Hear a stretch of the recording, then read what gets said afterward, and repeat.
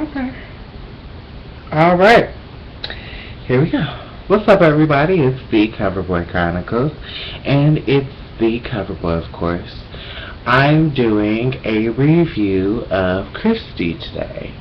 I loved this show solely off of the fact that I love Kristie Alley.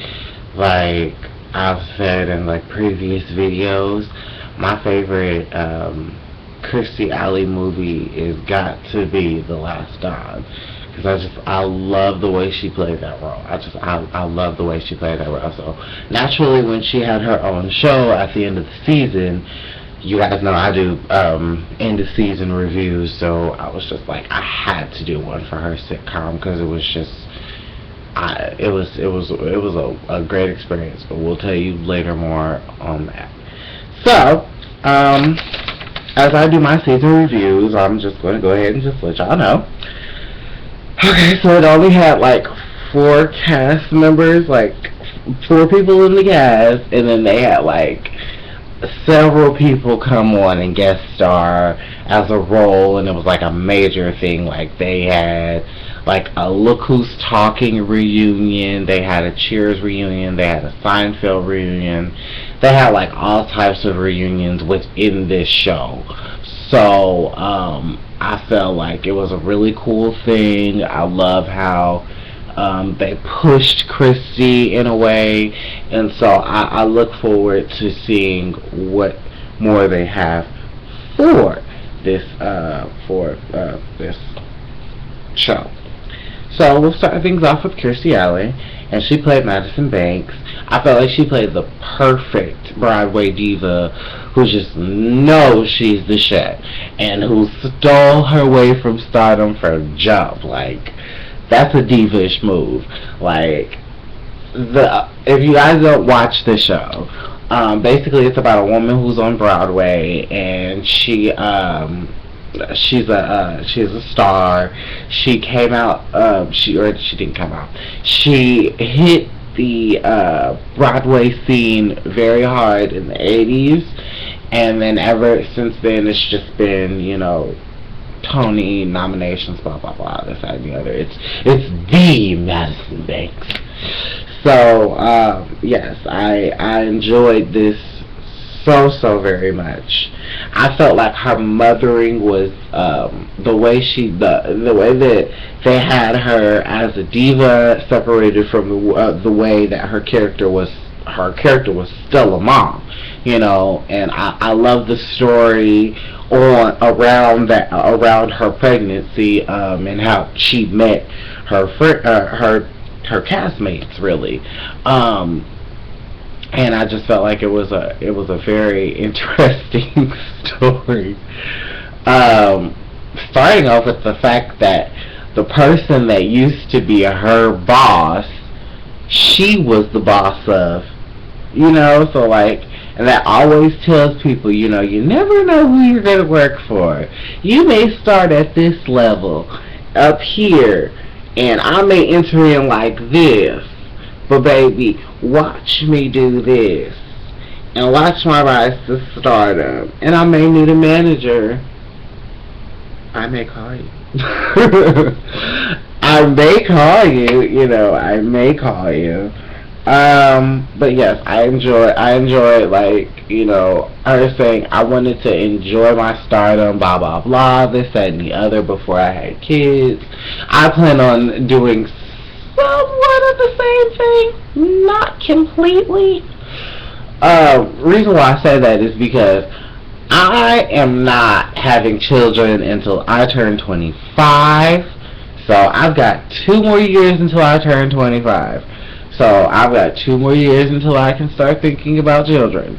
So until then, I'm enjoying being single, not with nobody. Definitely, you know, but when the time comes, I'm gonna want that stuff to happen. But like, as far as for right now, childful, I'm enjoying me.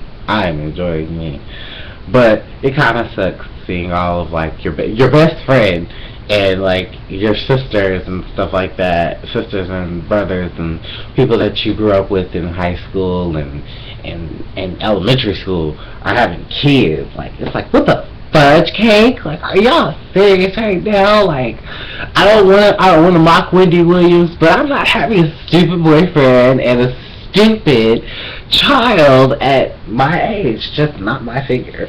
Okay. Okay.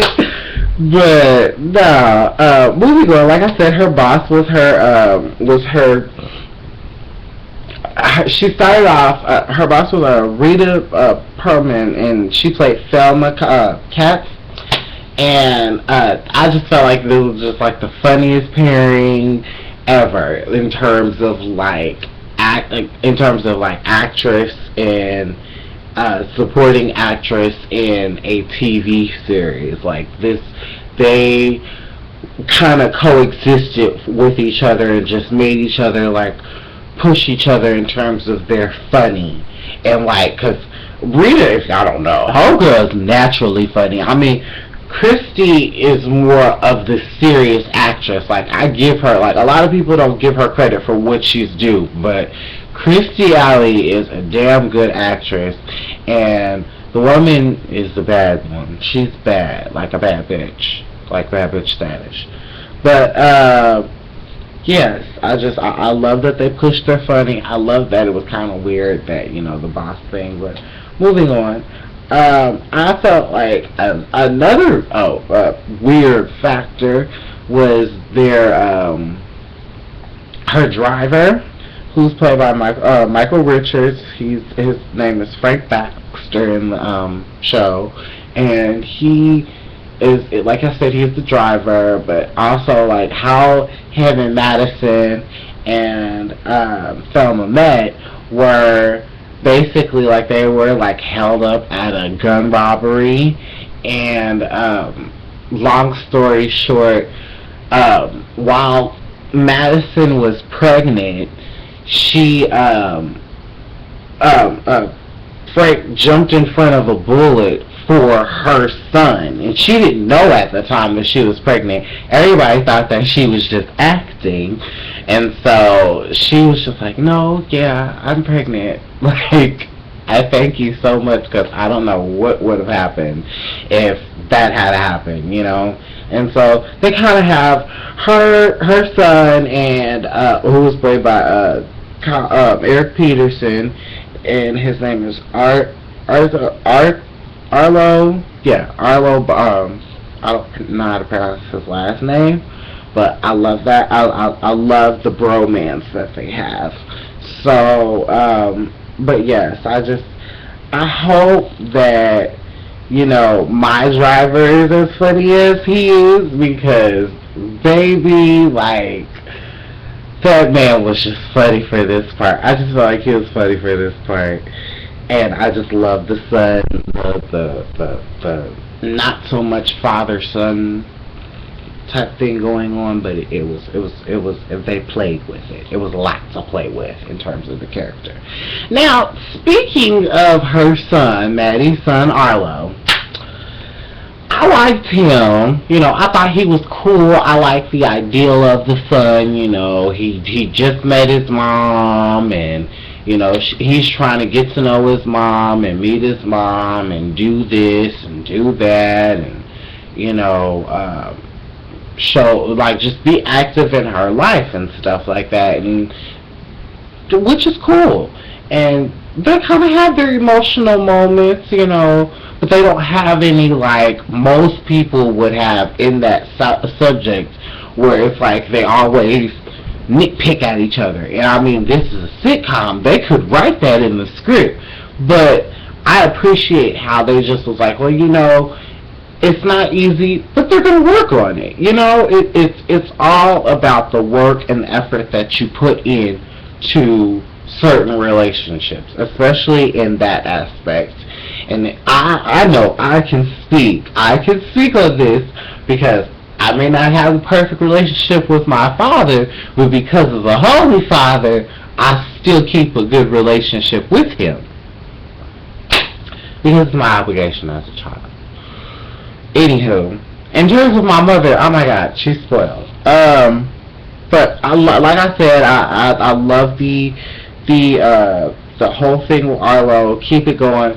He got a girlfriend in the end. I love that so much. But he, next season, I want to see so much from him. I just want to see him do a lot more. Perhaps have a baby, or have a scare Madison and be like, Patty, you're gonna be a grandma. That'd be so much fun. That'd be so much fun. I'd love it, love it, love it, love it. But speaking of next season, I want to see John Travolta on next season. I want to see Kathy Griffin come back again. I really want to see Kathy Griffin move next door to her, just for like maybe 3 or 4 episodes. Just maybe 3 or 4 episodes. Yeah, I think that's really it. There were other cameos by other celebrities, but I felt like it was a great performance done by all the guest supporters, and I felt like you guys did a really great job. So, with that being said, my CoverBoi comment is, this was super funny. It's a definite must-have. Like, you have to come back with another season for this. Like, if you don't, you're absolutely crazy, bananas, bonkers, all that in one ledger. Like, I'm just saying, be sure to tweet the show, New Cover Lovers, CoverBoi Chronicles, my like page, my Facebook, Twitter, and my Instagram. Be sure to like, comment, and y'all know what to do. Subscribe to TheSpiritsoulstar, my YouTube channel. And let me know how outrageous and blah blah blah that this was for you as it was for me. Okay, loves, I'll see you guys on my next review.